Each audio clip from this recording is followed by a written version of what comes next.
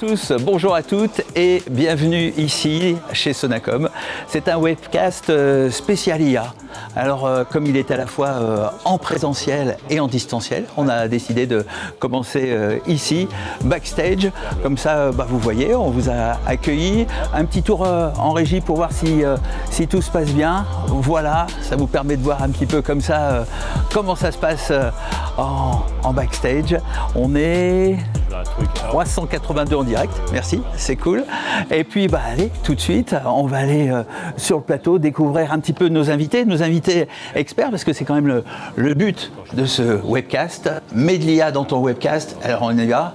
Allez, on en met, on se retrouve au plateau avec tout le monde, avec nos experts, et on va pouvoir un petit peu discuter IA, et d'une façon tout à fait simple, pas trop technique, pas trop philosophique. Bonjour à vous cinq. Bonjour. Bonjour à l'équipe Key4Event avec qui nous montons cet événement. On est au studio Webcast by Sonacom et by Key4Event aujourd'hui. Salut Christophe, ça va ? Ouais, très bien, merci de nous accueillir. On est ravis. Alors Key4Event, toi tu es un petit peu le monsieur IA, on va dire. Je suis monsieur streaming à la base. Du coup, maintenant comme tout le monde, on met de l'IA partout, donc un peu le monsieur IA sur le streaming aussi. Oui, historiquement, vous êtes la plateforme qui nous permet de faire nos streamings depuis plus de 10 ans. Ça se passe très très bien, on est très content de travailler avec vous. Et puis on a décidé de montrer un petit peu les nouveaux outils, puisque vous, chez Key4Events, c'est mettre de l'IT dans les événements, c'est un peu ça ? Exactement. Oui, c'est exactement ça. Bonjour à tous. Salut Stéphane. Bonjour à l'audience. Merci de nous accueillir dans ce fabuleux studio. C'est gentil. Écoute, voilà. Et oui, effectivement, nous, on travaille dans l'événementiel, particulièrement à 80% dans le médical, dans les congrès médicaux, et on fournit des solutions techniques pour accompagner nos organisateurs d'événements. On travaille avec les organisateurs, sociétés nationales, internationales, également organisateurs professionnels d'événements. Donc voilà, on les dote de solutions et on répond à leurs besoins au plus précisément. Donc souvent avec Christophe, avec nos équipes aussi qui sont restées au bureau pour fournir les meilleures solutions, les plus adéquates. C'est ce qu'on va voir, hein. Exactement. Puisqu'on va être challengé par nos experts. Salut Vincent, tu vas bien ? Salut Dom, ça va ? Ouais, ça va. Ouais. Merci. Non, c'est un plaisir. Toi aussi, tu es un client historique. On a fait des lives ensemble depuis au moins 10 ans. Oui. On a essuyé des plâtres ensemble. Aussi. Au propre comme au figuré d'ailleurs. Tout à fait.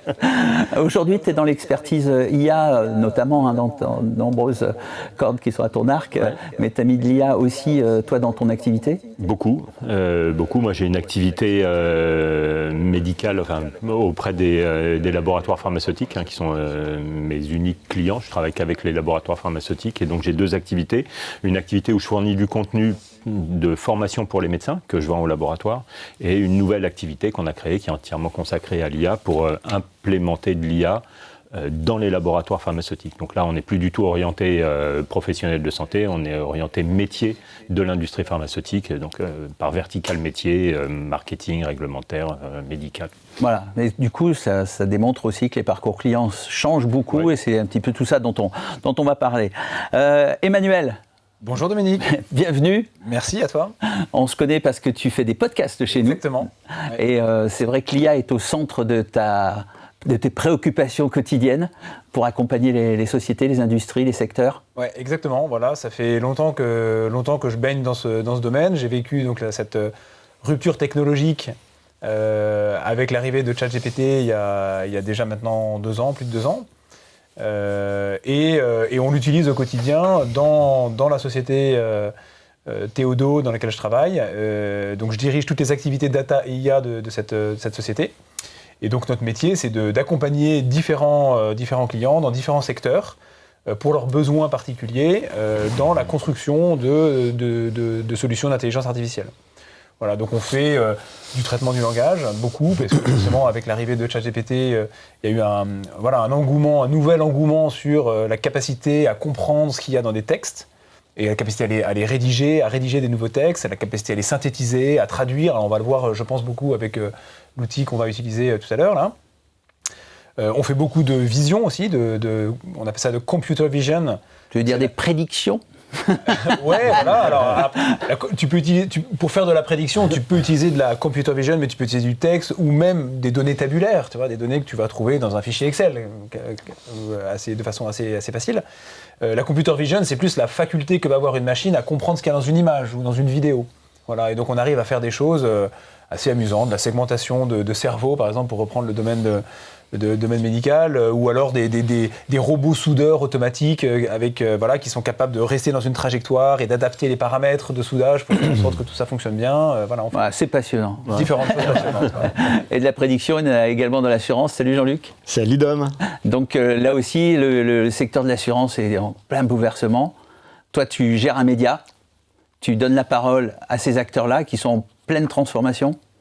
Alors oui, ils sont, en tout cas ça se voit pas beaucoup, mais dans les faits, le secteur de l'assurance dans lequel je travaille, donc moi j'ai un média qui s'appelle l'Assurance en Mouvement, donc qui traduit intrinsèquement la dynamique de ce secteur qui n'est pas forcément toujours très visible pour chacun des assurés, mais c'est vrai que l'IA a été toujours, nous on a un rôle d'observateur, on n'est pas acteur, on est observateur. Les nouvelles technologies en général, que ce soit la blockchain, le métaverse, maintenant un peu la folie IA, a toujours été utilisée par les acteurs du secteur de l'assurance. Il y a des cas d'usage très, très, très simples, la prédiction des risques. Vous savez que l'assurance est là pour essayer de colmater les brèches quand il y a des incendies, quand il y a des inondations. C'est vrai qu'on parle beaucoup météo aujourd'hui, c'est clair. On parle beaucoup météo, donc toutes les analyses prédictives qui peuvent être faites sont effectivement traitées via IA.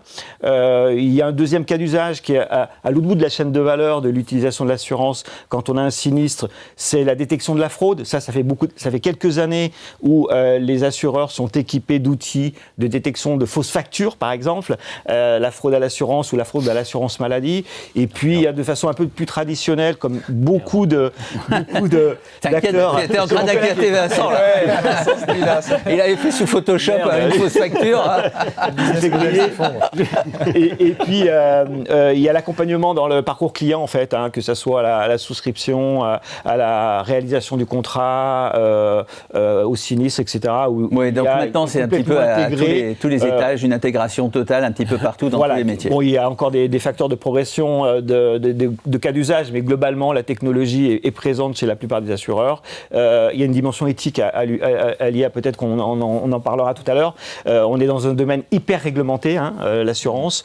Un petit peu comme la santé pour toi, Vincent. Comme la santé. Donc, il y a vraiment des précautions sur les data, il y a des précautions sur les algorithmes, il y a un certain nombre de précautions que le secteur prend pour effectivement qu'il n'y ait pas trop de biais. Voilà. Mais en tout cas, c'est vraiment un usage quasi quotidien de l'IA dans le secteur. Bon, très bien. Pour nos métiers également. Et oui. Et pour ceux qui nous regardent peut-être aussi, alors on va tout de suite vous poser un petit sondage. Stéphane, allez, vas-y.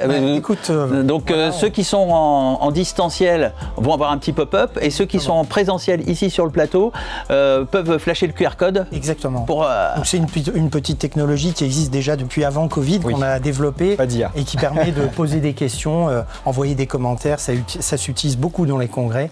Donc voilà. À quel rythme utilisez-vous l'IA dans votre travail aujourd'hui? Question simple, réponse simple. Première réponse, tous les jours, je ne peux plus m'en passer. Au moins une fois par semaine, et c'est une aide appréciable. Exceptionnellement, et ça peut dépanner, moi ça me dépanne de temps en temps, n'est-ce pas? Et jamais j'ai été traumatisé par Terminator, je le suis encore quand j'étais petit.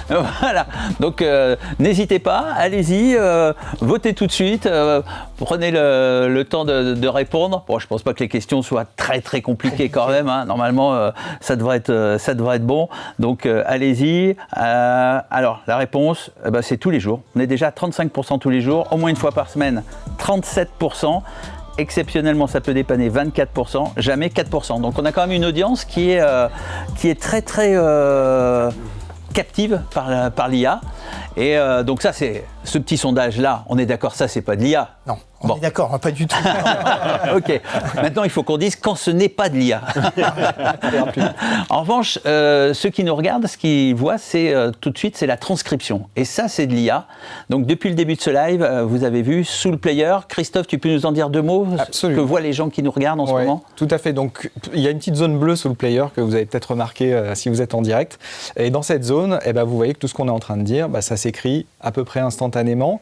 Et si vous regardez bien, vous verrez que ça s'écrit un peu en 2 étapes. Une première étape qui va très très vite, où du coup on va avoir 60-70% de bonnes choses, et puis des fois un peu d'erreurs, mais très très vite dans la foulée, une deuxième étape, où là on va venir corriger le système va venir corriger ce qui est mis et va pouvoir contextualiser aussi un peu plus la phrase pour être plus juste et justement regarder dans la pertinence de la phrase si ce qu'il a compris était juste et essayer de l'améliorer et aussi appliquer un glossaire technique. Si je simplifie, ça veut dire qu'il y a 2 couches d'IA. Une première couche qui reprend notre verbatim et qui le transforme en texte, et une deuxième couche qui voit cette cohérence, on va dire, verbale. Et qui applique un glossaire technique qu'on a pu pré-rentrer aussi dans le système. Alors justement, on va essayer de te gratouiller un petit peu là-dessus. On est allé chercher avec Vincent des termes un petit peu techniques. Bah oui, c'était ça. Oui, parce que dans le médical, tu es d'accord avec nous, il y a quand même beaucoup un vocabulaire qui est quand même pas évident pour... qui est un vocabulaire médical, quoi. D'initié. Médicaux, dans les congrès où les médecins, quand ils parlent entre eux... Et c'est souvent là que la transcription pêche. Ouais. Donc on a rentré quelques mots, je ne sais pas si tu t'en souviens, mais est-ce que tu peux nous faire des phrases un petit peu techniques où tu nous mets C'est plus que j'ai. Alors vas-y, J'ai terminé par aspirine et doliprane, donc... ça doit aller, on va voir. Donc ça, normalement... On va voir si tu me donnes mal à la tête déjà. Alors vas-y. Il me semble qu'on avait parlé de sclérose en plaques. Oui.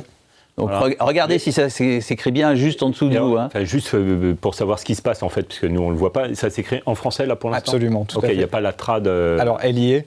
C'était le sujet d'après, je crois. Mais elle y est. Absolument. Donc là en français, sclérose en plaques.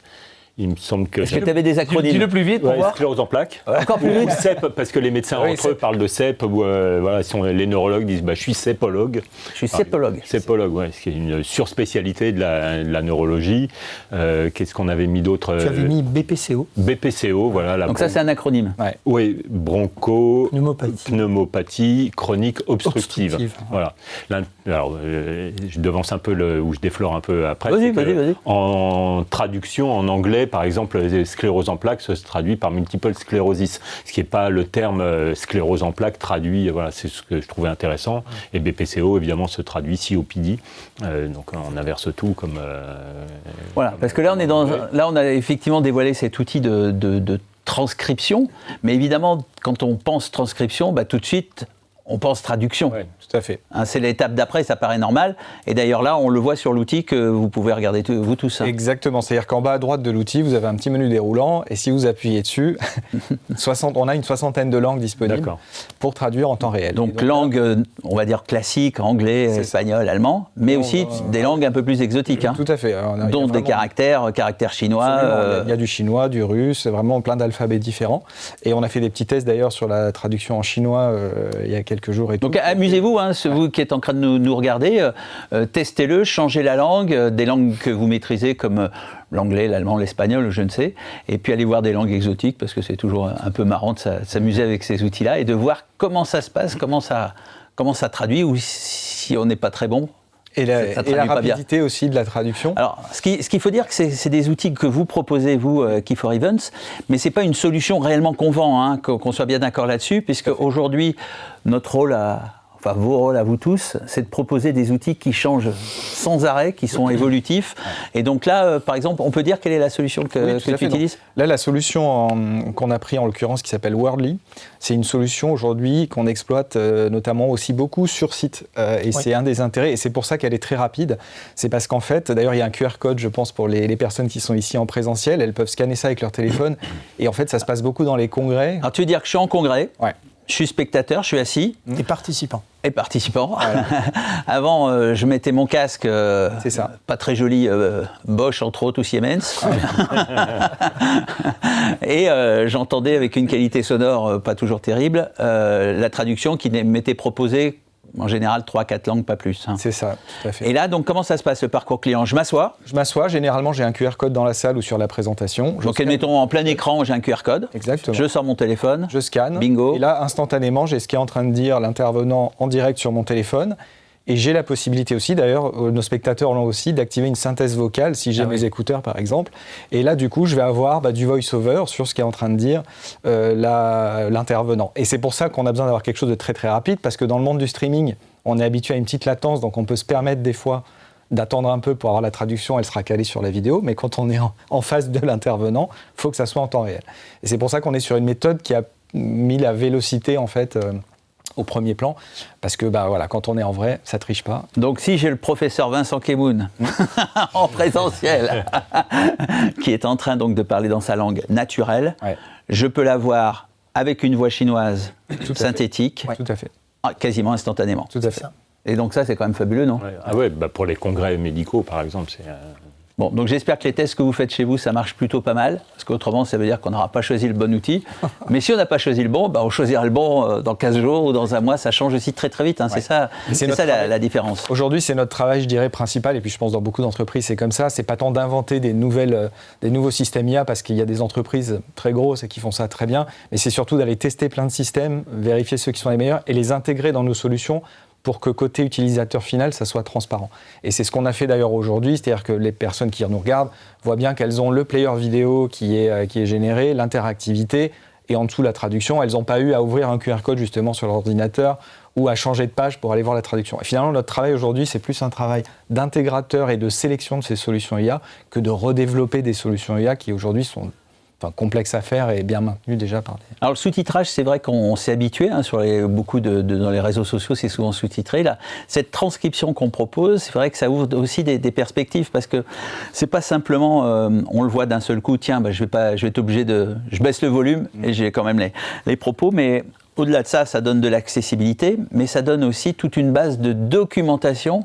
Et là aussi, ça change pas mal de choses dans les différentes industries, parce que le fait d'avoir de la documentation sur du contenu qui est au départ du parlé, du phrasé, va nous donner une base hyper intéressante. Et j'imagine, dans tous les outils derrière, on va avoir cette base de connaissances qui grossit. Ça, c'est intéressant d'avoir tous ces contenus-là qui deviennent documentés. Ouais, en fait, ça donne des éléments de contexte complémentaires pour comprendre des situations complexes. Si je prends, par exemple, un vendeur, quelqu'un qui vend des produits, alors il peut vendre des boulons de 12 ou il peut vendre des produits plus complexes. Généralement, la démarche de vente, elle est compliquée, elle s'enchaîne avec plusieurs étapes. D'accord ? On a des réunions, on a des emails, on a des informations qui sont présentes dans un CRM, et puis on a aussi des éléments de contexte sur la connaissance des offres de l'entreprise ou des choses comme ça. Si on imagine un système d'IA qui nous aiderait dans notre démarche de vente, il faudrait que ce système d'IA puisse connaître l'intégralité du contexte qu'il y a autour d'une affaire pour arriver à proposer des actions intéressantes, voire même les déclencher de façon automatique. Voilà. Et donc la possibilité d'avoir le transcript d'une réunion, d'un échange oral, c'est un élément de contexte. Voilà. Donc on fait le transcript et puis après on l'utilise à différents moments. C'est quand même, le transcript c'est pas une fin en soi.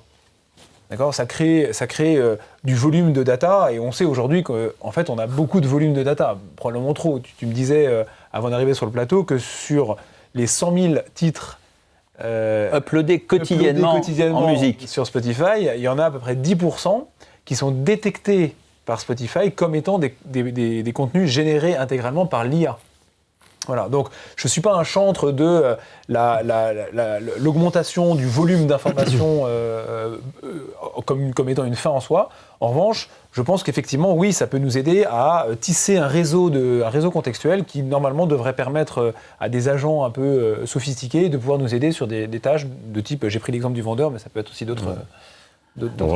On parle de ça, nous, en visite médicale, par exemple. Puisque pour le visiteur médical, on pourrait l'augmenter, entre guillemets, avec de l'IA pour que, quand il va voir un médecin, il sache, compte tenu de tout ce qu'il y a dans le CRM, qu'on lui prépare un argumentaire de présentation.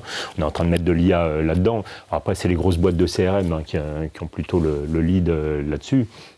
Mais en fonction du profil du médecin, le délégué le visiteur médical va pouvoir dire qu'est-ce que je dois mettre en avant comme argument. Et moi-même, comme patient, je peux aussi me servir de l'IA. C'est-à-dire qu'aujourd'hui, comme patient, monsieur, j'ai mal à la tête, j'ai demandé à ChatGPT, normalement, regardez ma maladie, c'est ça. Ouais. Ils vont être contents, les médecins. Non, mais c'est une réalité, on est d'accord.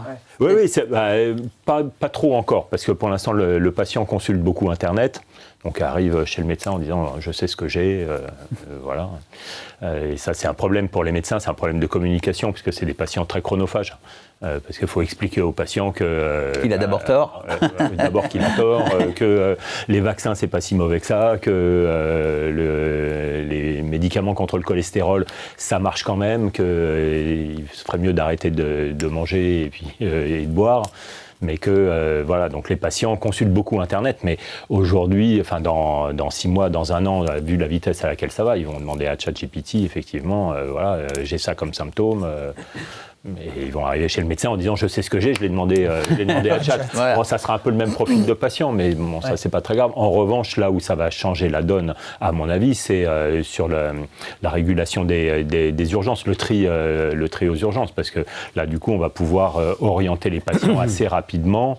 Voilà, c'est là qu'il faut mettre de l'IA, c'est à cet endroit-là que ça pêche, donc c'est là qu'il faut mettre de l'IA où on saura si un patient c'est grave ou pas grave. Ouais.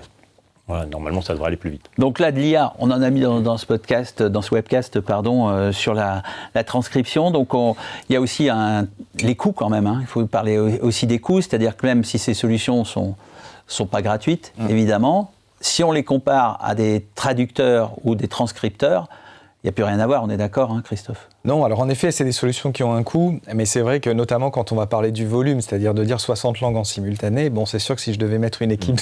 Oui, parce qu'il faut voir que physiquement, ça voudrait dire que nous, ici, on aurait 60 cabines, voire 120, parce que des fois, il faut doubler. Avec 2 traducteurs. Avec 2 traducteurs, puisqu'ils peuvent travailler que 20 minutes. Donc c'est, pas pour dire des mal des traducteurs, mais on a tout de suite des solutions souples. C'est ça. C'est ça, et qui sont compétitives économiquement, même si ça représente en effet un coût. Mais bon, dans les calculs qu'on fait aujourd'hui, c'est vrai que c'est très compétitif. Et c'est vrai qu'à mettre en place, c'est aussi très facile, puisqu'en gros, on branche ce système sur la régisson, ce qu'on a fait là, et c'est immédiatement fonctionnel. Bon, alors j'espère que ce qu'on est en train de faire fonctionne bien. Parce qu'on ne le voit pas, nous. Non, on le voit pas, on lui fait confiance. J'ai regardé un peu au départ quand même. On lui fait confiance. Combien alors finalement Alors voilà, combien ça coûte, Stéphane? Est-ce que tu peux répondre? C'est quand même pas donné. En fait, il y a plusieurs, Voilà. il y a Oui, je sais. il y a mais- plusieurs critères en fait plusieurs pour formules, faire le prix ouais. exactement, parce que dans les critères qu'on va avoir, on va avoir le premier critère, c'est le nombre de langues. Mais alors avec des choses assez... le modèle économique est assez spécial, c'est-à-dire qu'il y a soit 2 langues, soit 60 langues. Ouais. D'accord. Donc en gros, soit j'ai une transcription... Chez ce fournisseur-là. Chez ce fournisseur-là, Voilà. tout à fait. Après, on peut en avoir Après, d'autres. chaque fournisseur a ses règles. Après, il y a aussi la volumétrie, c'est-à-dire en gros le nombre de personnes qui vont consommer la transcription, la traduction en direct. Donc là, par exemple, aujourd'hui, on est sur 500 personnes, on a sizé à peu près à 500 personnes pour regarder en direct ce qu'on fait. Donc ça peut impacter sur le prix aussi. Et après, sinon, c'est une facturation qui est à l'heure, mais en réalité à la minute. Voilà. Donc faites court, les gars. C'est une équation qui nous amène à quel On est aujourd'hui à la minute. traducteur. Si on le ramène à la minute pour aujourd'hui 60 langues comme on a là et 500 personnes, on va être autour de 6-7 € la minute. D'accord. Voilà. 60 langues, c'est même pas à peine de benchmarker. C'est sûr que par rapport à des traducteurs, même à mettre en place, ce serait pas possible. évident, ouais. Mais par rapport, on va dire, à une langue, c'est déjà très compétitif, puisque une langue, concrètement ici, on aurait des cabines de traduction, un matériel à louer, 2 traducteurs. Oui, on voit tout de suite l'économie. Mais la réalité, c'est que c'est très rare que tu aies besoin de 60 langues. Non, Objectivement. tout à fait. Non, Ah oui, non, La jamais. réalité, c'est que tu as besoin du français, de l'anglais, de l'espagnol. C'est là où Christophe soulignait la perversité du Voilà, du modèle. système, c'est qu'on Bien peut sûr. pas avoir 3 C'est langues. 2 ou 60. Bien sûr. Et j'irai même plus loin. C'est-à-dire que les traducteurs, ils marchent bien sur des langues sur lesquelles il y a beaucoup de contenu. Parce qu'à un moment donné, il faut entraîner le système. Donc, il y a une corrélation forte entre la quantité de contenu que j'ai sur la planète Terre dans une langue donnée et la qualité d'un système de traduction. Franchement, le serbo-croate, je suis pas sûr qu'il y ait beaucoup de pages Wikipédia en contenu, serbo-croate. Donc, il y aura il y a certainement le serbo-croate dans les 60 langues. Mais moi, je suis pas serbo-croate. Je sais pas s'il y a quelqu'un qui est serbe ou croate qui nous écoute, mais j'aimerais bien qu'il nous dise si la qualité de la traduction est bonne ou pas. Nous, on a testé en chinois, ça marchait pas mal, mais le chinois, on est d'accord, on n'a pas de problème.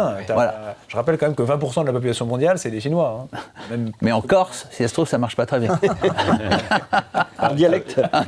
Ça fait pas les langues régionales. Non. Je crois pas. Donc, bon, on voit qu'il y a quand même pas mal. 20% de Chinois, c'est un peu moins de... Donc, la transcription, c'est déjà quelque chose qui est quand même fabuleux. Donc déjà pour toute la documentation, et puis évidemment la traduction, ça paraît évident. Mais après, il y a un vrai métier qui est celui de traducteur, et sur des choses très métiers. Et puis il faut voir aussi que souvent le traducteur prépare en amont les événements. Ça veut dire que ce travail de glossaire qu'on peut faire nous pour accompagner le client, le traducteur le fait lui souvent, généralement, avant, en regardant les chiffres, en s'intéressant à tout ce qui va être dit et le verbatim, et lui-même en travaillant avec un dictionnaire, parfois je les ai vus faire, où il travaille en amont pour être évidemment avec une traduction le plus parfait possible, si ça existe, parce que là aussi c'est un vaste débat d'arriver à faire une traduction complètement impeccable. Donc on a vu les problèmes de coûts, etc. On passe au travers. Donc la méthode à choisir, c'est un petit peu à vous, selon votre secteur. Vous voyez si ça peut être très juridique. Si c'est très juridique, je crois qu'aujourd'hui quand même, il ne faut peut-être pas prendre de risques. Ouais. Mais en revanche, si on est dans une démarche de retail, commerciale, on peut y aller, et on va dire que même si on est bon à 90%, les 10 derniers pourcents, c'est pas très grave. J'ai juste une question, est-ce que ça veut dire que par secteur, par exemple, vous allez avoir des dictionnaires que vous allez pouvoir rentrer ou sélectionner le secteur médical, je pense? Absolument, c'est-à-dire que dans la plateforme, en fait, on vient créer des glossaires auxquels on attribue des noms, par contre, ils ne sont pas préexistants, il faut venir les saisir. Ils n'existent pas déjà. Ouais. Donc ça veut dire que ça, c'est un métier que tu peux faire, par exemple? Faire des glossaires. Non, mais ce que je veux dire, c'est que dans la compagnie. Ça, je t'ai trouvé. Les week-ends. Bah oui, les week-ends ou les soirs. Je vais arrêter les allumettes.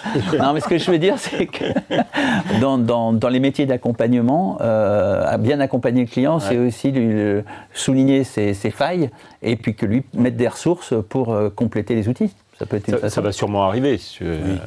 Un dictionnaire médical, un thésaurus. On peut demander à ChatGPT de faire le glossaire. Oui, c'est pas compliqué.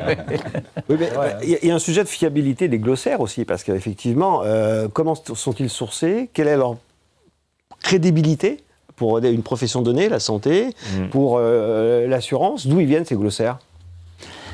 Si tu les fais à la mano, là, c'est vraiment les experts. Donc, c'est pour ça que j'ai dit qu'il faut être accompagné, qu'il faut accompagner les clients là-dessus, puisqu'il faut effectivement leur donner une traduction le mieux possible. Et même dans la transcription aussi, c'est pas toujours évident.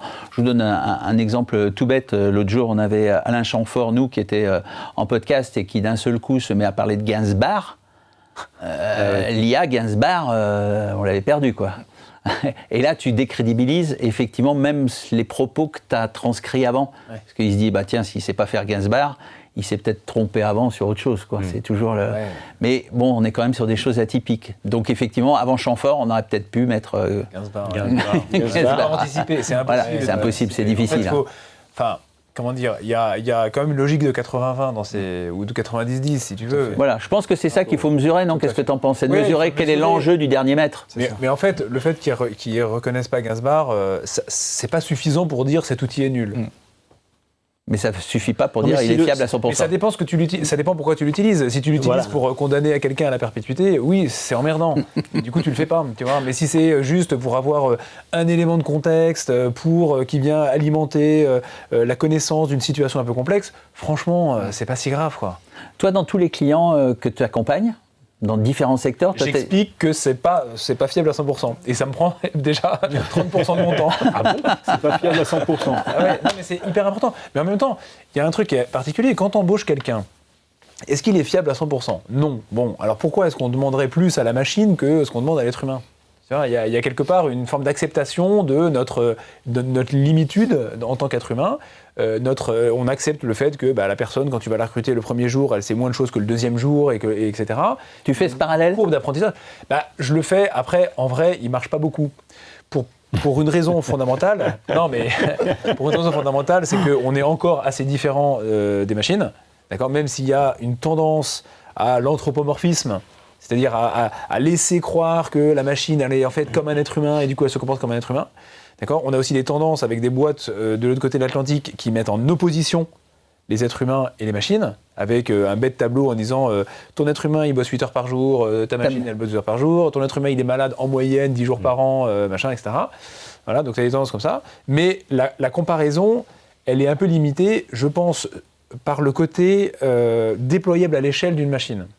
C'est ça qui nous fait peur, en fait. C'est-à-dire qu'un outil comme Wordly, en cliquant sur un bouton, tu peux le déployer à tout de suite 10 000, 100 000, 1 million de personnes, alors qu'un être humain que tu aurais embauché et qui ne s'avérerait pas si fort que ça, en fait, il fait moins de dégâts Tu vois, parce qu'il est juste il rayonne dans les 10 personnes qui vont travailler avec lui. Voilà. Je pense que le côté déployable à l'échelle et côté universel des algorithmes fait peur et du coup demande une exigence de performance et de qualité qu'on ne demanderait pas à un être humain. Et à l'inverse, aujourd'hui, est-ce qu'il y a des secteurs, dans tout ce que tu vois, ce côté transverse que tu as, qui n'utilisent pas du tout d'outils, ou peut-être qui utilisent sans le savoir, mais qui sont réfractaires? De moins en moins. De moins en moins. On avait, tu vois, entre 2015 et 2020, on avait beaucoup de gens qui nous disaient ça marche pas bien, les aspects juridiques, tu vois, c'était l'arrivée. GDPR, c'est 2018. GDPR, le règlement sur la protection des données, c'est 2018. Donc ça a créé beaucoup de discussions où les gens se disaient non, je veux pas y aller. Aujourd'hui, tu as deux choses qui sont passées. Tu as une rupture technologique incroyable, c'est-à-dire que les capacités d'un ChatGPT à comprendre ce qu'il y a dans du texte, c'est quand même fabuleux, vraiment fabuleux. Et le deuxième aspect, c'est que c'est démocratisé. C'est-à-dire que n'importe qui, quand il rentre chez lui, peut utiliser ChatGPT pour avoir la recette de la tarte aux fraises, la création d'un courrier pour faire écrire à l'administration, pour contester une amende ou un avis à tiers détenteur, générer un CV, c'est à la portée de tout le monde. C'est à la portée de tout le monde, en fait. Et du coup, dans les entreprises, les gens qui me disent « Non, je ne peux pas utiliser l'IA », en fait, c'est un peu des escrocs, tu vois. Non, mais des escrocs intellectuels. Quand ils rentrent chez eux, ils l'utilisent. Tu vois, et d'ailleurs, ton sondage le montre. Tu as très, très, très peu de gens qui disent « Je suis traumatisé par Terminator quand j'étais jeune ». Il y en a très, très peu. Au contraire, je pense qu'il y a quand même une fascination par toute une génération. Oui, tu as une fascination. Voilà. Après, parmi les gens qui disent je suis inquiet par Terminator, je pense qu'il y a des vraies craintes, il y a des vrais enjeux de transformation de notre relation face aux machines, de notre perte aussi de notre côté, de notre humanisme, qu'il ne faut pas négliger.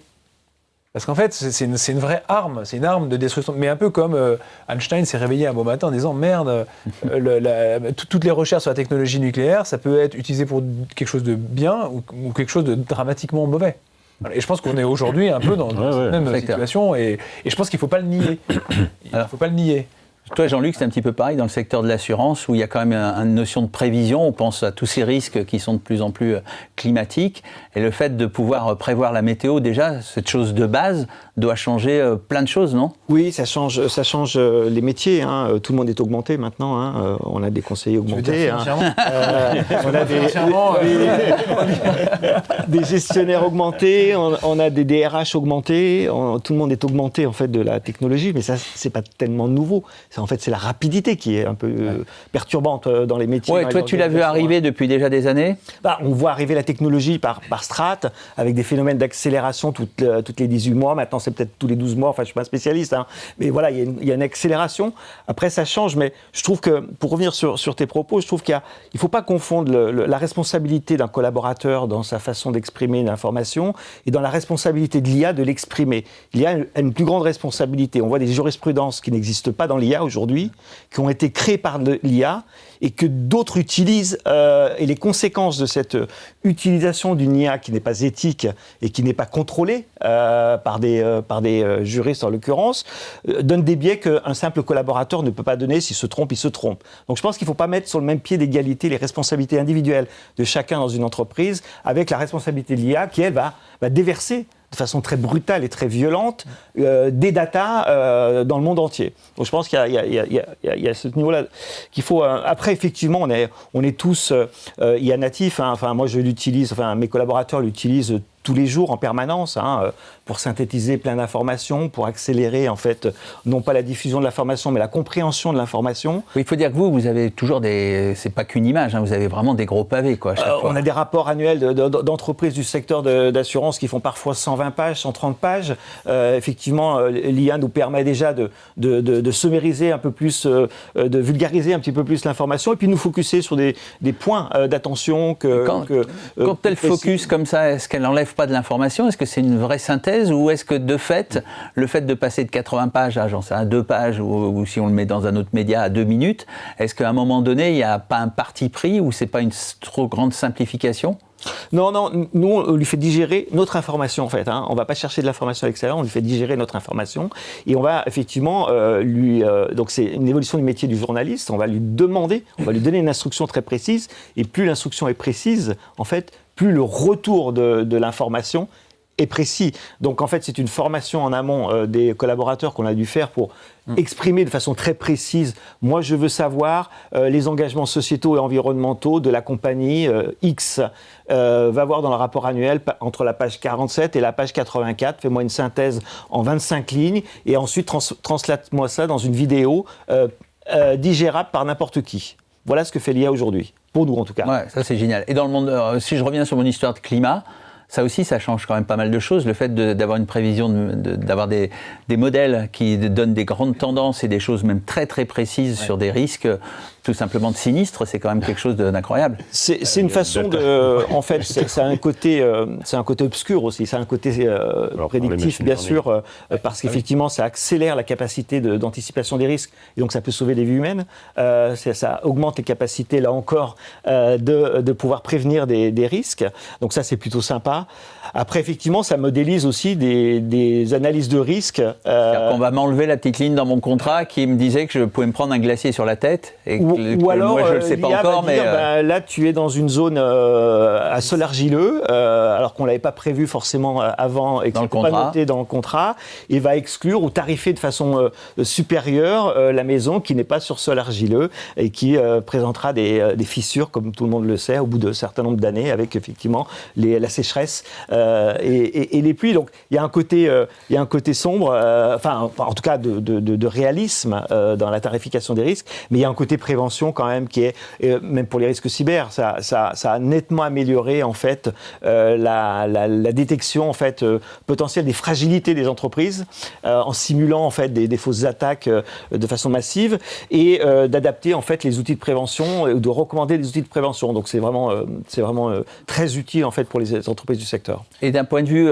purement cosmétique, dans le média dans les différents médias que tu fais tous les jours, est-ce que tu utilises l'IA pour concevoir, que ce soit en graphisme, que ce soit en son, que ce soit... Quand on a des pannes de créativité, en fait, ce qui arrive de temps en temps, hein, quand on est un peu fatigué, on se dit tiens, on voudrait faire un article sur tel sujet, j'ai pas l'accroche, j'ai pas le lancement, est-ce que tu peux m'aider, est-ce que tu peux donner des pistes créatives ou voilà, je voudrais imager tel dossier avec une image un peu sympa, mais j'ai pas le temps d'aller chercher dans la photothèque, est-ce que tu peux me fabriquer une image? Oui, bien sûr, c'est du quotidien, hein, c'est vraiment un outil intégré dans notre organisation aujourd'hui. Toi, Vincent, tu voulais rebondir ? Oui, je voulais rebondir un peu sur les défis du secteur de l'assurance, parce que c'est un secteur qu'on connaît bien aussi, parce qu'on a beaucoup de clients dans ce secteur-là. Pour moi, il y a deux défis qui sont importants et qui sont nouveaux à cause de l'IA. Le premier, c'est qu'il faut bien imaginer que le business de l'assurance, c'est un business qui repose sur la mutualisation des risques. D'accord ? Donc le but du jeu, c'est d'avoir plein de gens qui contribuent et qui s'assurent contre un risque, et peu de gens qui sont sinistrés. D'accord ? C'est comme ça. La première compagnie Lloyd, c'est zut, il y a 10 bateaux qui partent sur l'Atlantique, il y en a un qui va couler. Bon, bah, nous, on se met tous les armateurs, on donne une petite cotisation et ça va rembourser le bateau unique qui coule.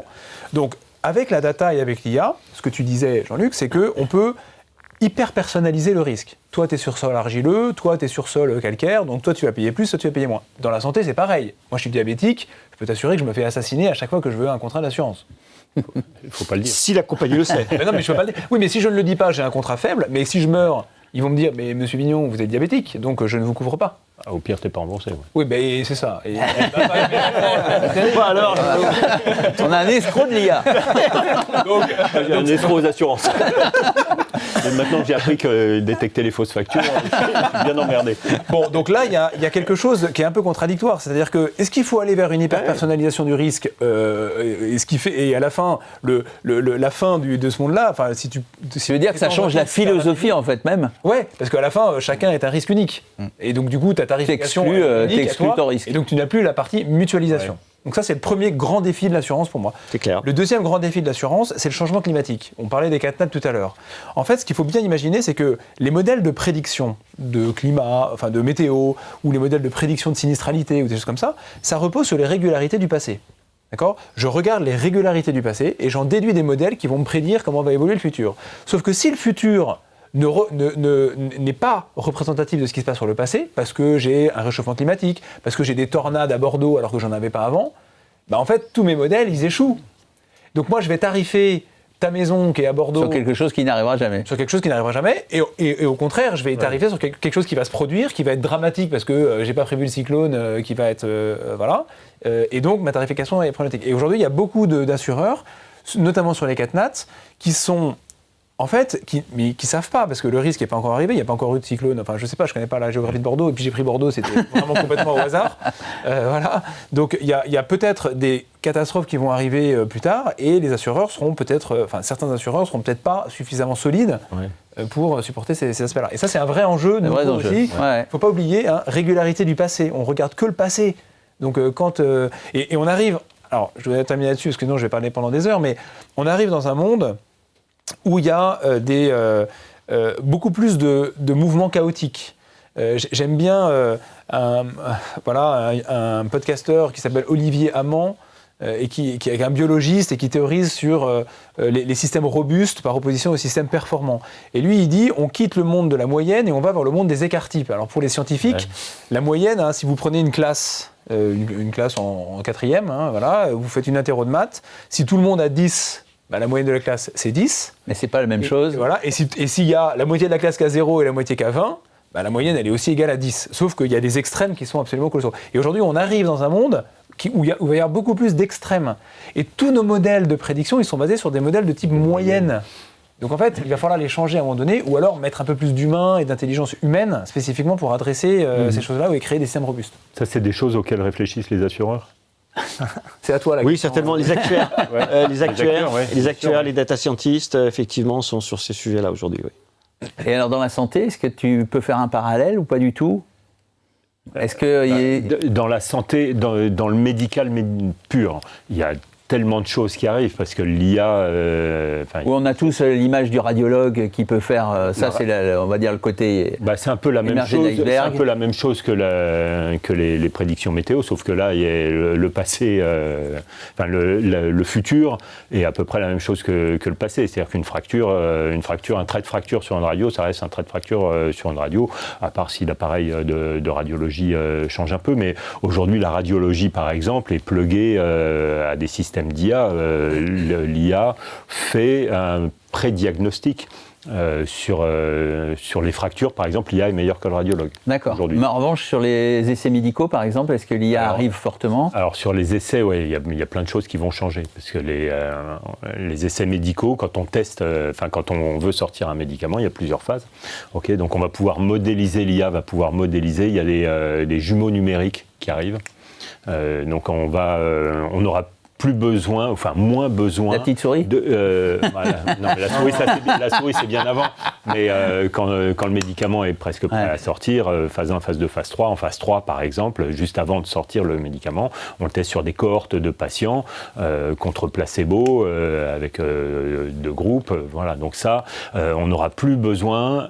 ou moins besoin de cohortes de patients considérables, puisqu'on va pouvoir modéliser, l'IA va pouvoir modéliser. Donc en théorie, les médicaments devraient sortir plus vite. Alors au début, quand l'IA est arrivée, il y a 2-3 ans, quand on a beaucoup parlé d'IA, on s'est dit, les médicaments, pour sortir une nouvelle molécule, c'est à peu près 10 ans, on va les sortir en 2 ans ou en 3 ans. En fait, on va raccourcir pour l'instant de 2 ou 3 ans ou 4 ans, ce qui est considérable. Ouais, c'est considérable. En fait, c'est surtout un enjeu réglementaire, je pense, pour réduire. Avant d'être voilà, c'est ça. Ouais. Alors, en revanche, la statistique que j'ai, c'est que 90% des molécules qui arrivent à la fin de la phase 3, c'est-à-dire vraiment le dernier stade juste avant la commercialisation, 90% échouent à la phase de commercialisation. Ce qui est un chiffre... Qu'est-ce que tu veux dire par échoue ? Ça veut dire que la molécule ne marche pas. En général, quand tu es en phase 3, normalement... Non, mais elle ne marche pas. Elle peut très bien marcher d'un point de vue médical, mais elle ne marche pas d'un point de vue commercial, à 90%. Oui, parce qu'en phase 3, souvent... Alors, comment dire ? Aujourd'hui, il y a moins de révolutions, on soigne à peu près tout, en gros. Le diabète, on ne le soigne pas. On le soigne, mais on ne le guérit pas. Oui, mais bon, Pardon, tu vas vivre. C'est vrai, je vais mourir d'autre chose. Tu vas mourir d'autre chose. Voilà, Il est sympa, hein. Non, il est sympa. Voilà, avant, tu serais mort de ton diabète. Aujourd'hui, le tout à fait sida, vrai. par exemple, le VIH, les patients ne meurent plus du sida. Ils vont mourir d'autres choses avant de mourir de leur sida. Il y a certaines leucémies. Bon, voilà, on emmène les patients. Le cancer de la prostate, par exemple, les patients, ils vont mourir d'autre chose que du cancer de la prostate. Et du coup, j'ai perdu le fil de ce que je te remercie, de ce que j'étais en train de dire. Oui, alors la commercialisation, pardon. Voilà, donc quand aujourd'hui, il y a des révolutions technologiques, on va dire, dans certains traitements. Hein, je pense au CAR-T, par exemple, voilà, qui traite une forme de cancer, de lymphome bien particulier. On extrait des lymphocytes, c'est pour faire simple, des patients. On leur prend du sang, on l'envoie, on le centrifuge, on modifie les lymphocytes et on le réinjecte aux patients. Et donc, c'est ces lymphocytes qui vont aller tuer les cellules cancéreuses. Tu vois, donc, ça, c'est un vrai changement. Les patients mouraient avant, maintenant ils ne meurent plus, quoi. Bon. Mais on va aller beaucoup plus vite. Donc, pour en revenir à la commercialisation, en effet, tout le monde ne peut pas sortir un médicament révolutionnaire tous les 4 matins. Ou qui fonctionne commercialement. Et du coup, on sort des médicaments qui ont une amélioration sur la tolérance voilà, et qui n'ont pas une amélioration du service médical rendu exceptionnel. Donc, ils échouent parce qu'effectivement, commercialement, il n'y a pas un vrai gap entre ce qui existait avant et ce qui... Et du coup, l'IA sert... En fait, le but du jeu, pour aller dans ton sens, c'est de détecter... Parce qu'en fait, quand tu es un labo pharmaceutique, tu vas tester plein de molécules. Et puis, au fur et à mesure de tes stades d'évolution, tu vas en tuer certaines en disant ça ne va pas marcher, etc., etc. Et le but du jeu, c'est de les tuer le plus tôt possible. Parce qu'en fait, à chaque fois que tu passes une étape, c'est des millions d'euros, tu perds du temps, et des millions d'euros, voire des milliards d'euros qui sont investis. Et l'IA peut vraiment beaucoup nous aider par sa capacité à traiter des énormes volumes de données. Sur le screening des molécules, hein, qui est un temps long, ça va être considérablement raccourci. Bon, sujet beaucoup plus léger, la créativité. C'est notre sujet, nous, chez Sonacom, et notamment sur ces webcasts, où nous, on a vu que l'IA était effectivement un petit peu partout. Vous voyez, là, tout l'habillage, par exemple, qu'on a fait sur le plateau, toutes ces images-là sont créées en IA. Alors, ce qui ne veut pas dire qu'il n'y a pas d'action humaine, parce qu'en fait, l'IA va nous donner une impulsion, comme tu le disais Jean-Luc, au départ, sur la création de l'idée. Et après, rien que déjà par les formats, vous voyez, on a des écrans qui sont de tailles différentes, donc il faut adapter. Mais on a encore là d'autres outils où on étire l'image, où on la complète, etc. Et puis surtout, on a le choix. Par exemple, là, sur ces images-là, on a fait donc cette image-là, mais on avait plein d'autres solutions, et on avait fait tout un tas de thèmes différents sur l'image. Vous pouvez regarder là, façon peinture, façon plus techno, façon plus cartoon, plus etc. Et après, notre rôle, c'est d'avoir la bonne DA et d'être en fait en accompagnement graphique et de dire c'est cette image-là qu'il faut pour votre propos. Et là, ça change effectivement pas mal de choses. D'un point de vue musique, pour ceux qui sont en distanciel, ils ont une petite boucle d'attente. Bon, là, on s'est vraiment amusé. On a fait une petite chanson. D'ailleurs, tiens, allez, on va écouter la musique. Oui. Donc là, il ne faut pas trop écouter les paroles. Le prompt, alors Je te dirai le prompt après. Mais écoute les paroles, tu vas voir, c'est pas très puissant. Bienvenue dans le flux, c'est la vibe du moment. Un webcast qui déchire, faut tendre l'oreille, c'est important. On parle d'IA, la tech qui nous dynamise. Sonacom dans la place, lance les analyses. Des neurones artificiels, transformation des datas. Ici on apprend, pas de blabla, on est là. C'est un webcast pour en savoir plus. Intelligence artificielle, c'est notre impulsion. Merci à Sonacom pour ce fabuleux événement. Avec For Event, c'est l'essor de l'engagement. Bon, on voit, c'est de l'à peu près. Mais c'est vrai que c'est tout de suite magique d'avoir et une mélodie, des paroles. Il faut dire que là, le prompt, tu me posais la question du prompt, on a fait très très simple. On aurait pu aller plus loin dans le prompt, mais on a vraiment mis événement, webcast, société Sonacom et For Events. On va parler d'IA. Juste ça. Ouais, juste ça. Donc, j'ai pas donné les paroles. Non. J'ai entendu pire fait par l'humain. Hein. Ah oui, oui. Alors là, il y a de temps en temps, l'IA ouvre un peu le dictionnaire des rimes et on se retrouve avec des choses. Ah d'accord, ok. Des Pas fois. très catholique. Non, si mais ce que je veux dire, c'est que ça n'a plus vraiment de sens et Oui, ça ça a met, plus vraiment de sens, ouais. voilà, et ça met des rimes qui sont un petit peu, voilà, hors contexte. Mais on peut aller beaucoup plus loin et ça rejoint la stat qu'on se donnait tout à l'heure. Aujourd'hui, 10% des chansons créées sont créées en IA. 10% détectés. Détectées. Je pense que- Et puis après, peut-être plus. partiellement, c'est beaucoup parce que où est-ce que ça arrête l'IA? Simplement pour faire un drum ou du vocal. Il y a beaucoup de chanteurs aujourd'hui, chanteuses dans les tubes qui sont plus réels, qui sont simplement chantés. Donc ça, c'était pour la petite blague, mais vous voyez, Il y a des outils ça spécialisés sur le sonore en Ouais, IA? tout à fait. Ouais. Ouais. Même pour les chansons. D'accord. Alors il y a des outils spécialisés pour tout ce qui est mélodique. Là, on a vu pour les paroles, mais également pour le traitement du son. On a fait un exemple, tiens, on va écouter Hervé, qui s'est mis avenue Charles de Gaulle. Donc, je vous redonne le contexte. Avenue Charles de Gaulle, beaucoup de circulation. Et d'un seul coup, l'outil IA va nous enlever tout le bruit de fond. On écoute. Alors en effet, je suis en train de tourner cette vidéo. Je suis avenue Charles de Gaulle à Neuilly, juste à côté de la porte Maillot, où se trouve le studio Webcast dans lequel se trouvent actuellement nos invités. Vous pouvez constater qu'il y a beaucoup de bruit puisque c'est un passage très emprunté tous les matins par les Parisiens et que cette vidéo a pour objet de vous démontrer comment l'intelligence artificielle vient améliorer la qualité audio des vidéos. Par exemple, si vous aviez des intervenants à distance qui se trouvent dans une salle un peu bruyante, nous appliquons un filtre grâce à l'IA Sonic qui nous permet d'améliorer la qualité audio de vos vidéos, comme vous pouvez l'entendre en ce moment, puisque le filtre a été appliqué. Et donc, ma voix est beaucoup plus audible. Voilà, je vous propose de retrouver Dom en plateau avec ses invités. Voilà, vous voyez, ça c'est impressionnant, hein. ça c'est assez impressionnant parce que autant avant on arrivait à enlever un bruit typiquement dans Top Chef, le bruit de friteuse, hop, on le filtrait. Le bruit de machin, on le filtrait. Mais là, c'est vraiment, alors là pour nous, c'est bâton magique, enlever le bruit de fond. Comment il s'appelle cet outil alors là? Là c'est Adobe, tout simplement. Ah, c'est Adobe. Là c'est Adobe. Ça c'est vraiment, et même c'est des outils que les gens ne remarquent même plus dans notre métier parce que même par exemple les monteurs en images, ils mettent la bande son, ils font améliorer. Ah oui. Ils savent même pas ce qui se passe. Il y a une baguette magique. Une baguette comme photo, comme dans l'iPhone, améliorer la photo. ouais. On n'est pas là à parler de contraste, de nuances de couleurs, etc., de focus et tout, c'est améliorer. Ok. Bon, voilà. Donc après, il faut un peu d'expertise parce que si on va un petit peu trop loin, on a des phonèmes qui disparaissent. ouais. Mais on va dire que pour le commun des mortels, il peut déjà faire ça. Et d'ailleurs, si vous avez un iPhone, vous vous rendez peut-être pas compte, mais sur les derniers iPhones, vous pouvez filmer avec ces mêmes effets-là. D'accord. C'est-à-dire que je peux même enlever la propre voix du directeur qui est en train de dire « fais plus de sourire, fais plus de ci, fais plus de ça », et ça enlève la voix de celui qui dirige celui qui est filmé. Et celui qui est filmé, s'il est dans un restaurant, je peux l'avoir avec l'ambiance du restaurant ou avec cette voix très propre, comme nous l'a montré Hervé là. Donc ça, c'est assez fabuleux. Alors, autre outil que nous, on utilise, c'est les outils on appelle ça contenu enrichi. D'ailleurs, pour ceux qui nous regardent, on vous les enverra après. C'est-à-dire que de la même façon qu'on l'expliquait tout à l'heure, tout ce qu'on s'est dit là, on va en sortir tout un tas de contenus très short, donc du catch content comme on appelle maintenant. Donc on va avoir des contenus qui vont faire entre 30 secondes et 1 minute sur vos meilleurs passages. Je suis pas sûr que ça marche sur Vincent, mais on essayera, ça sera moyen de tester. C'est raté, quoi. Bon, on peut avoir un bug, on n'est pas à l'abri. mais ça va nous faire, on va dire, tout le résumé de nos propos, des social posts, des citations, des reels compilés dans un autre format, puisque là on est dans un format 16/9, nous le mettre en 9/16, nous le sous-titrer, et enfin bon, etc.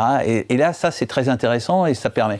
Là par exemple, vous voyez à l'image, ce dont on parlait tout à l'heure avec Alain Chamfort, donc là directement vous voyez qu'il est au format Instagrammable, il est traduit, il y a un petit peu d'animation sur son verbatim, et même ce qu'on va avoir, c'est que quand il y a un plan large où il y a 2 intervenants, on va avoir un split image, et à ce moment-là, en plus, ça va dynamiser l'image captée, et on va avoir celui qui l'interroge et celui qui répond, et là, c'est vraiment fabuleux. Et à côté, on a le social post qui est prêt à publier, et on a même appuyer directement et ça se publie directement sur LinkedIn, directement sur tous nos médias sociaux. Donc ça, c'est fabuleux. Donc c'est pour ça que c'est intéressant, tous ces contenus, de les documenter, d'avoir ça. Et d'ailleurs, vous avez un outil aussi, Key for Community. Ouais. Et avec cet outil-là, c'est des outils que vous proposez aux organisations, aux entreprises, qui remettent tout leur contenu au même endroit, c'est un peu ça si je simplifie? C'est ça exactement. Ouais, c'est vraiment un digital hub. Donc avec toutes les organisations qui ont fait qui ont créé des contenus depuis le Covid, mais ils en avaient déjà avant, mais ils savaient pas trop quoi en faire.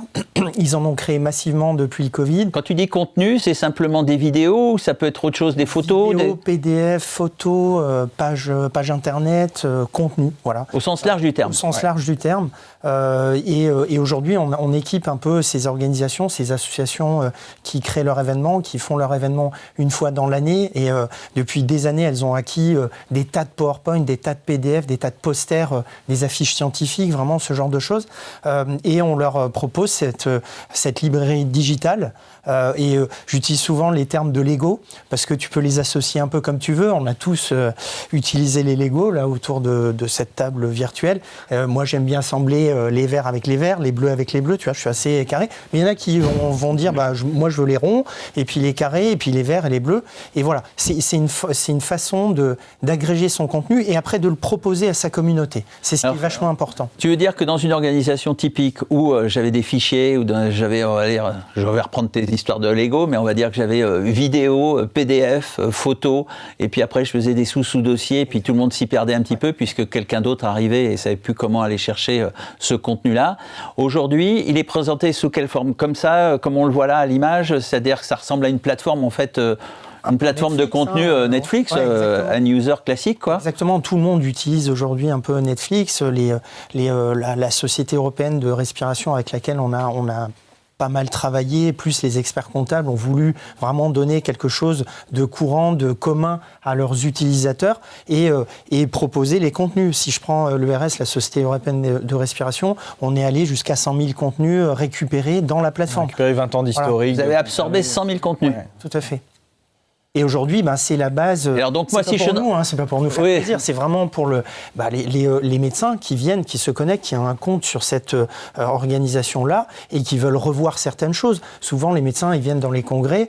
Comme nous, on peut, si tu as 10 salles en parallèle, par exemple, tu peux aller à une salle, mais il y a peut-être une autre session qui t'intéresse sur une autre salle. Mais alors que là, du coup, ce contenu, il est réglé comment? C'est-à-dire, est-ce que j'y vais avec des hashtags ou est-ce que je peux y aller en langage naturel? Comment ça se passe concrètement? C'est là où aujourd'hui, nous, on forme nos organisateurs, nos clients à utiliser la plateforme, à venir taguer, à venir enrichir les contenus. Et puis, on se servira sans doute de l'IA pour automatiquement venir rajouter de la description des différents contenus. Christophe, on peut imaginer quoi comme requête, par exemple? C'est vraiment les sujets dans lesquels on est. C'est-à-dire qu'aujourd'hui, on reste sur un système de recherche un peu classique, comme on va être sur Google ou d'autres systèmes avec, en gros... Donc, on fait tout un travail en amont avec les clients d'identifier justement comment leur contenu peut être regroupé. Donc les gens ont des critères de recherche, ont des mots-clés, des choses comme ça. Maintenant, on est tous conscients, et là, Google annonce aux États-Unis, commence à tester la version IA de Google qui est lancée aux États-Unis et tout. On est tous conscients que le search va changer énormément dans les années à venir et en gros, plus grand monde dans quelques années cherchera en mettant des mots-clés et des choix. Et donc, tout le travail qu'on a en ce moment, et pour ça, les transcriptions notamment sont utiles et la boucle est bouclée avec ce qu'on fait, ça va être de pouvoir dire, finalement, tiens, j'ai vu une vidéo sympa à telle période qui parlait de tel sujet, tu pourrais me résumer ce qu'elle disait, etc. Et aujourd'hui, on est conscient que dans ces bibliothèques-là, et c'est des sujets sur lesquels on travaille et sur lesquels on travaille avec nos clients, la recherche, elle doit être aussi adaptée pour ça. Donc voilà, c'est un ensemble de développements sur lesquels on est pour arriver à un search qui soit aujourd'hui du chatbot ou des choses comme ça, et qui vienne me donner finalement la réponse à ce que je veux ou des contenus qui me permettent de répondre à ce que je veux. Des synthèses, tout un tas de choses. Exactement. Et pas juste me donner 15 résultats de vidéo d'une heure dans lesquels je vais devoir aller regarder pour trouver la solution. Donc quelque part, ça donne de la force à tout le contenu, y compris celui qu'on est en train de faire là, Absolument. pour que dans les organisations, sur leur sujet, leur domaine de compétences, en fait, ils enrichissent des bases et derrière, tout le monde peut en profiter du simple employé qui vient de rentrer dans l'organisation à des experts qui peuvent aller chercher une base de connaissances. Effectivement, c'est une documentation aussi forte, ça devient quelque chose de dingo, quoi. Exactement. Et ça va être la nouvelle manière de consommer du contenu, de toute façon, dans les années à venir. Et puis, tu as cet axe-là de recherche, mais tu as aussi la recommandation. On travaille énormément là-dessus, c'est de plus en plus demandé de dire, voilà, moi j'ai mes profils de médecins, il y en a un qui est gastro-entérologue, l'autre qui est radiologue, je sais pas. J'ai mon profil, j'ai mes sous-thèmes d'intérêt, etc. Je veux me connecter au moment où je le décide. Donc dans la journée, je vais faire mes opérations, je vais faire mon travail. Et puis le soir, peut-être comme connectant, comme sur Netflix, en fait, finalement, je vais avoir un profil et on va pousser du contenu, on va pousser des recommandations. En plus, c'est une démarche active, donc ça change aussi le learning. Donc il y a vraiment les deux aspects qui sont aujourd'hui travaillés, qui nous sont demandés à nous, qui accompagnons les organisateurs et les sociétés savantes. Mais voilà, il y a vraiment le côté je vais rechercher, donc avec une recherche plus adaptée, plus précise, et puis mon profil, je me connecte et je veux avoir accès à ce genre de choses, mais je veux aussi pas avoir accès à d'autres choses. Voilà. Je veux pas y polluer. Je vais vous solliciter tous, on a quelques questions, on va essayer d'y répondre très rapidement. Comment sont gérées les questions de propriété intellectuelle des présentations, résultats d'études avec l'IA? Ça aussi, c'était sur les côtés éthiques que tu évoquais tout à l'heure, Jean-Luc. Ça pose de vrais problèmes. Est-ce qu'on peut répondre simplement à ça? C'est difficile. Alors, déjà, ce qui est important de comprendre, c'est que, je ne sais pas moi, 80% de la puissance algorithmique, elle est aux États-Unis. 80, peut-être 90%. Alors il y a DeepSeek qui est arrivé il n'y a pas si longtemps que ça. Donc globalement, entre les Américains et les Chinois, on a 95% de la puissance algorithmique disponible. Il faut savoir qu'il y a une extraterritorialité juridique américaine, ce qui permet aux États-Unis, à l'administration qui dirige, de saisir des contenus et de les décrypter si jamais ils jugent nécessaire, important, parce que ça mettrait en péril la sécurité nationale des États-Unis, mais tout ça étant très flou, voilà, de pouvoir saisir ces contenus-là.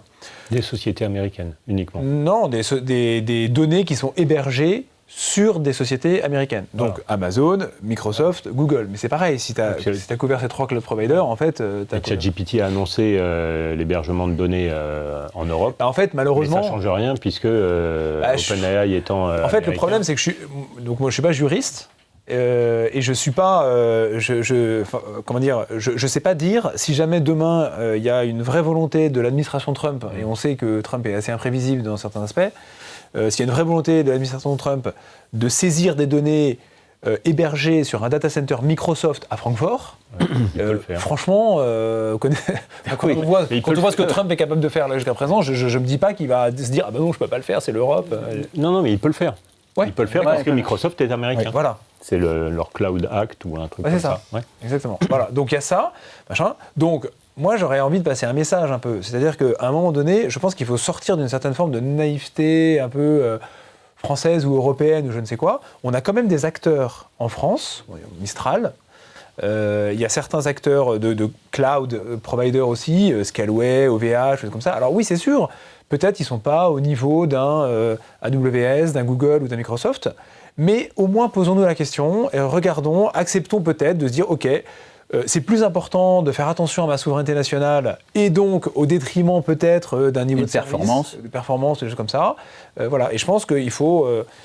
faut l'avoir en tête, en tout cas. Faut l'avoir en tête. Je pense qu'il faut l'avoir en tête. Et juste une petite précision sur Worldly aussi, puisque c'est une question qu'on leur a posée, parce qu'évidemment, selon ce qu'on traduit... Oui, parce que là, tout ce qu'on est en train de se dire là est parti dans le cloud, donc a été absorbé. Donc, entièrement d'accord sur l'extraterritorialité, et c'est un vrai sujet, et c'est vrai qu'au final, quoi qu'on dise, il y a cette règle-là.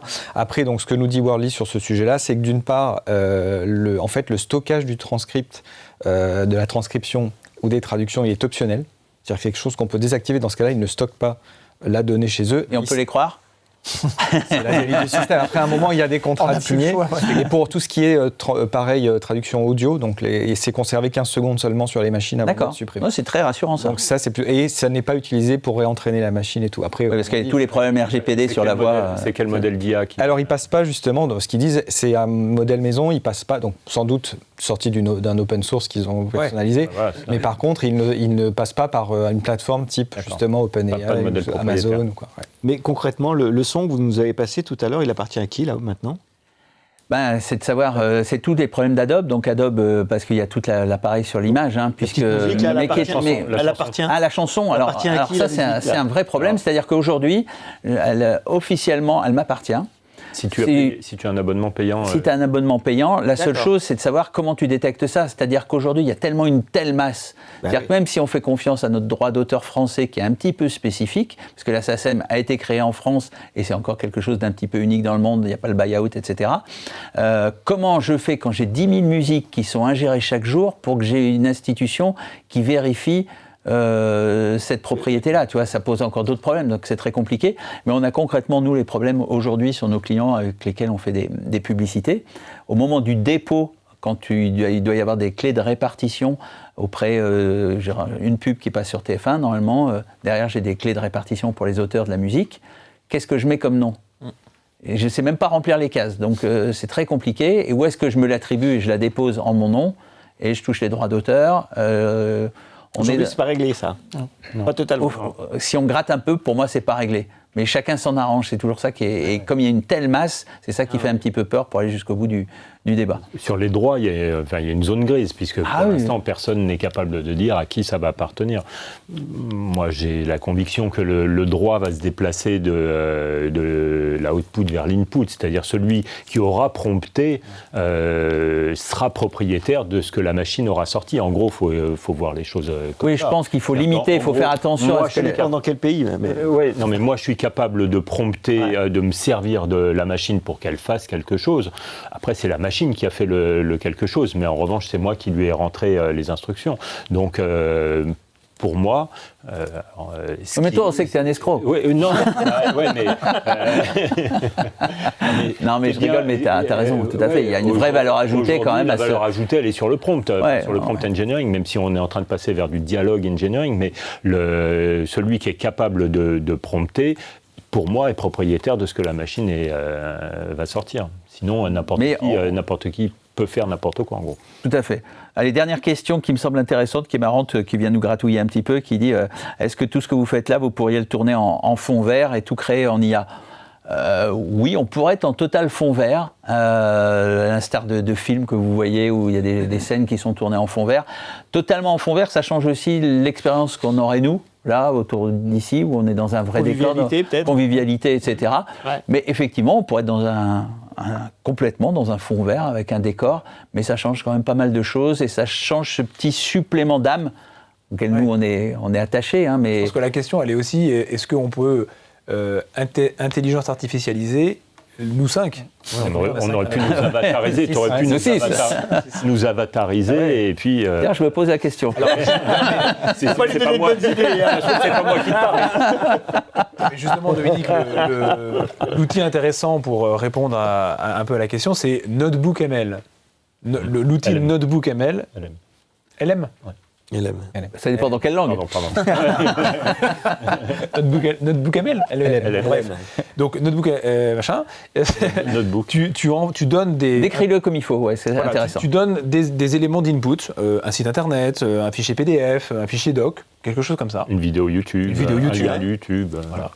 Tu cliques sur un bouton et ça te génère un podcast. Avec 2 personnes qui discutent sur les contenus que tu as. Voix IA. Tu peux interrompre. Et que tu peux interrompre pour poser une question aux 2 personnes qui ont... c'est un truc de dingue. Donc là, typiquement, qu'est-ce qui nous prouve qu'on est réel ? Regardez, je saigne. Ah non, c'est aussi du faux sang. Non, mais c'est vrai, on rentre dans un monde. Mais c'est pour ça qu'il faut s'intéresser à tous ces outils, à toute cette techno-là. Je pense que c'est important pour mieux la décrypter, pour mieux l'utiliser et puis pour mieux s'en emparer et pour demain rester avec des vraies idées, du vrai sens artistique et tout. Que le message passe, surtout parce que c'est pas tout de faire du contenu et d'avoir quelque chose à dire. Il faut que ce soit que ça transperce, on va dire, les outils et que ça atteigne la cible. Et c'est ça, c'est la nature même de l'art. C'est pas simplement de peindre une peinture, mais c'est qu'elle vous touche au plus profond. Et on va dire que tous les contenus, ça va être aussi ça. C'est pas simplement de les produire, mais c'est qu'ils atteignent leur objectif. Bon, c'était sympa de vous avoir autour comme ça. C'était un peu débridé, hein. C'était le but. On a essayé quand même de dire des choses intéressantes, sensées. Intelligentes. Intelligente. C'est vraiment un avatar. Hein. Artificiel.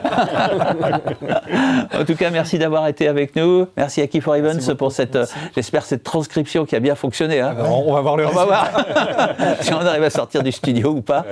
Et puis j'espère que vous, de l'autre côté, vous avez pu vous amuser déjà avec ces outils et que vous en savez un petit peu plus. Merci, bye bye. Salut. Merci. Merci.